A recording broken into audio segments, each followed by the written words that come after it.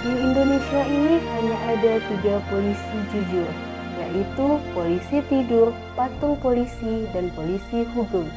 Begitulah kutipan dari Bapak Presiden keempat Indonesia, Abdurrahman Wahid alias Bapak Gus Dur. Jenderal Hugeng Santoso adalah salah satu mantan Kepala Kepolisian Republik Indonesia yang menjabat pada tahun 1968 hingga tahun 1971. Hugeng merupakan anak sulung dari pasangan Sukarjo Karyohatmojo dan Umi Kalsum. Beliau lahir di Pekalongan pada tanggal 14 Oktober 1921.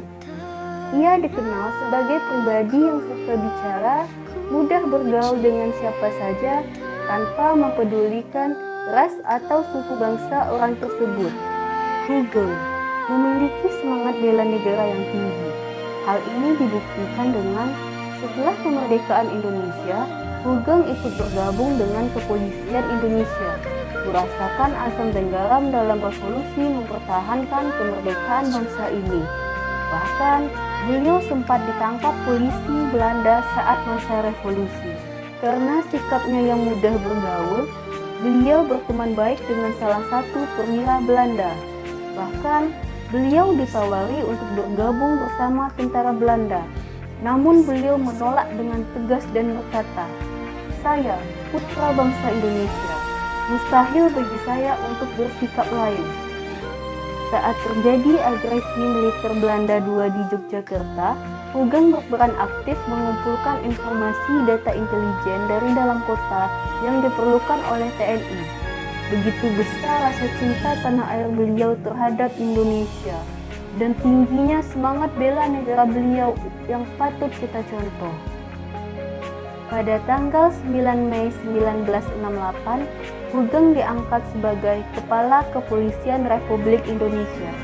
Selama menjabat sebagai Kapolri, telah banyak perubahan yang telah ia lakukan. Ia adalah sosok pemimpin yang mengemban misi menegakkan kejujuran dalam memberantas berbagai kasus, serta beliau tidak pernah pandang bulu dalam menindaki suatu kasus. Hugeng dikenal sebagai pemimpin yang berintegritas tinggi dan anti gratifikasi.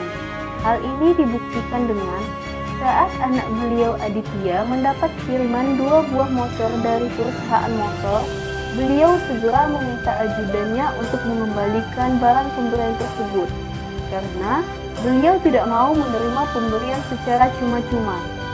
Hugeng menutup mata pada tanggal 14 Juli 2004 di usia 80 tahun. Ia meninggal karena penyakit jantung dan stroke yang dideritanya. Itulah catatan dari Pak Hugeng yang harus kita teladani. Seorang yang memiliki rasa cinta yang besar untuk bangsa dan seorang yang menjadi simbol kejujuran.